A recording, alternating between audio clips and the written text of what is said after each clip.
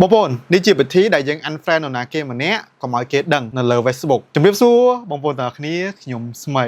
ថ្ងៃនេះវីដេអូមួយនេះគឺមកចង់ចែកម្លែកតាក់ទងជាមួយនឹង option Facebook មួយដែលយើងអាច unfriend ម្នាក់ហ្នឹងដោយអត់ឲ្យគេដឹងទេទី1គឺយើងអត់សូវឃើញផុសម្នាក់ហ្នឹងហើយទី2គឺយើងអាចបិទផុសរបស់យើងកុំឲ្យម្នាក់ហ្នឹងឃើញដូចគ្នានៅពេលផុសទៅប៉ុន្តែគឺនឹងមាន friend ជាមួយគ្នាធម្មតាចឹងនឹងអត់ថាគេធ្វើបែបណាអញ្ចឹងបងប្អូនគ្រាន់ចូលមក Facebook របស់បងប្អូនមកហើយបងប្អូន search ទៅលើឈ្មោះនរណាគេម្នាក់ដែលបងប្អូនចង់ unfriend ចឹងណាប៉ុន្តែអត់ឲ្យគេដឹងទេអញ្ចឹងដើម្បីធ្វើបែបហ្នឹងបានបងប្អូនគ្រាន់ចូលទៅ account ម្នាក់ហ្នឹងមកហើយបងប្អូននឹងឃើញមានកន្លែងចុចកន្លែងពាក្យ friend ហ្នឹងមកបន្ទាប់មកបងប្អូនចុចកន្លែងពាក្យ take a break នេះ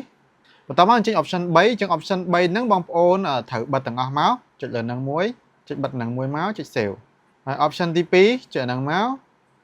ហើយចុចជាមួយហ្នឹងមកហើយចុច save option ទី3ចុចហ្នឹងមកហើយចុចហ្នឹងមកឬក៏ remove ផុសក៏បានដែរប៉ុណ្្នឹងហើយបងប្អូនគ្រាន់ចុចពាក្យ done ទៅអូខេអញ្ចឹងចំពោះវិធីគឺមានតែប៉ុណ្្នឹងទេអញ្ចឹងសង្ឃឹមថាបងប្អូនយកទៅប្រើប្រាស់ផ្លូវត្រឹមត្រូវបាទបើសិនជាបងប្អូនមានសំណួរឬក៏មានចម្ងល់អីបន្ថែមទៀតកុំភ្លេច comment នៅខាងក្រោមឲ្យខ្ញុំបានដឹងផងដើម្បីខ្ញុំធ្វើវីដេអូបន្ទាប់ទៀតអូខេអញ្ចឹងសង្ឃឹមថាបងប្អូនចូលចិត្តវីដេអូមួយនេះកុំភ្លេច follow and share វីដេអូមួយនេះ